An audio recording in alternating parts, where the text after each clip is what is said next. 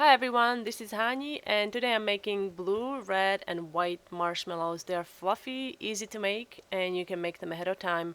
You can find a recipe on my blog www.hanielas.com, or you can also write it down from a screen like you see here. I also included metric measurements for those who are interested in making these. First thing I like to do when I make multicolor layered marshmallows, I like to weight the bowl that I'll be using and then just take a note of it, how much it weighs. It will help us later when we have to divide marshmallow batter. And this is the gelatin I'm using. I'm using granulated gelatin. You can find it in a baking aisle usually, and it comes in different sizes. And then just pour half cup of cold water into your bowl, and then you can sprinkle gelatin over your cold water.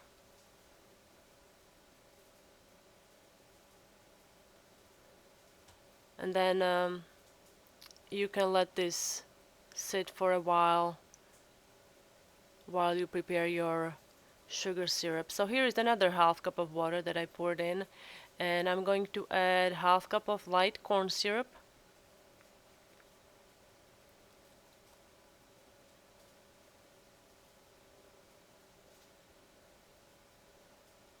If you don't have a corn syrup in some countries it's also called glucose.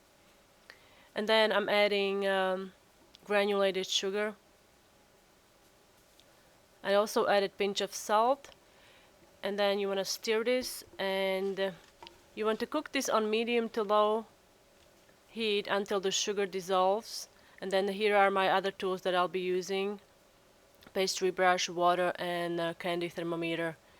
Sometimes I find it hard to tell when the sugar has dissolved, so if you can tell just by looking at it, you can also test it. Just rub the mixture between your fingers. Just make sure it's not too hot.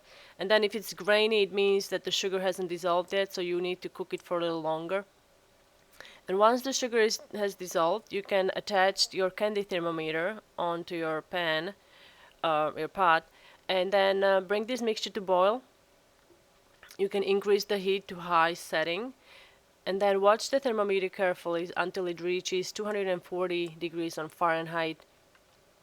And here I'm brushing the sides with water to prevent sugar crystals forming, because once the sugar crystals form and you don't do anything about it, it will result in a grainy texture of your finished product. Same with when you are making a Italian buttercream, you want to brush the sides. The same thing. So, and once the sugar reaches the temperature, sugar syrup reaches the correct temperature, you can pour it over your gelatin. Just be careful you don't pour it anywhere else, because the mixture is extremely hot. You see how it's steaming, and then stir the mixture until the gelatin is completely dissolved. And then you can put it on your mixer and then beat it on high, and you'll see in a few moments it will turn opaque, nice white color.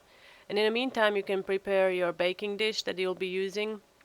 I'm using 9x9, and this is meringue powder and the warm water that I'm using as a substitute to raw egg white. And I'm also using vanilla extract. You can use other extracts as well. And these are my additional 2 bowls that I'll be using to color the dough, and also food colorings. And here is my handheld mixer that I'll be also using.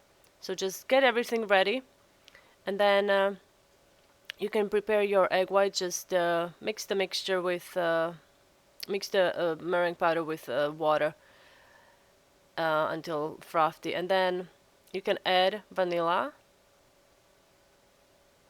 and then we can slowly start adding our egg white mixture. And once the mixture is all smooth and thick, you can divide it into 3 equal parts, and I'll be using my kitchen scale for this.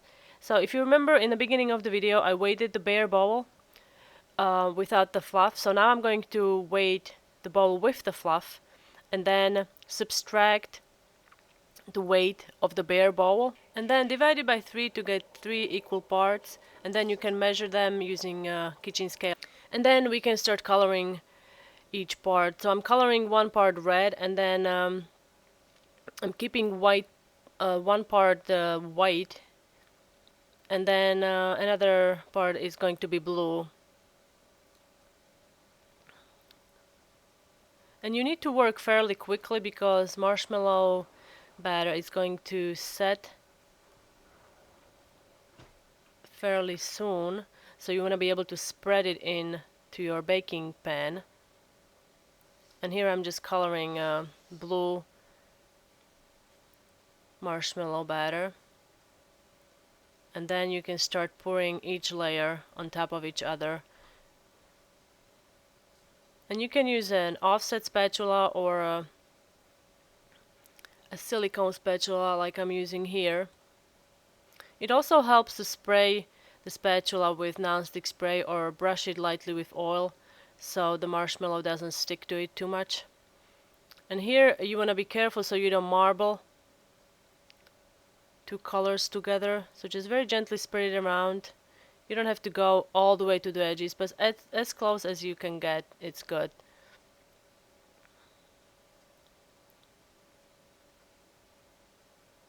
And then you can spread the red marshmallow on the top. You don't want to dump it into one spot. You want to, go around so it's easier to spread.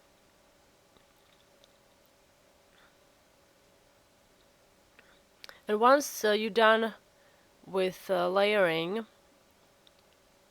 you need to let this rest for several hours. I usually do this in the evening, but you can also do it in the morning, and then it should be done about 4 or 5 hours.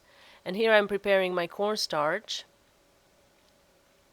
and then I'm spraying my work surface with nonstick spray, or you can also brush it with oil, and see how it's easy. It's coming off.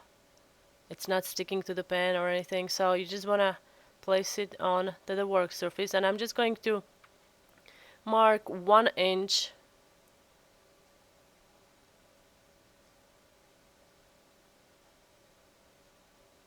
and then you can use a pizza cutter or you can use a knife. As you saw, I sprayed the knife with nonstick spray, and I'm just going to make these lines. And then again, you can use a pizza cutter or a knife, whatever works the best for you. And again, I'm marking the lines so they're approximately the same size. I've also done this in ombre pink colors or candy corn for Halloween. They are really popular, so you could try them with using different colors as well. And then you want to use your hands to coat these generously with cornstarch, so all the sides are coated so they are not sticky. And again, you can also use pizza cutter or a knife, whatever works the best. And then once you are done with coating them, or if you need more cornstarch, you can add more cornstarch as well. And then once you're done coating them, you want to sift these so you get rid of excess cornstarch.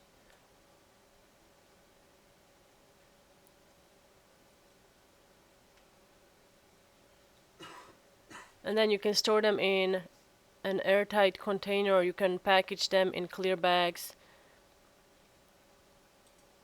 See how fluffy they are. So I hope you enjoyed this tutorial. Thanks for watching. Don't forget to subscribe to my channel to get all the video updates via email. See you next time.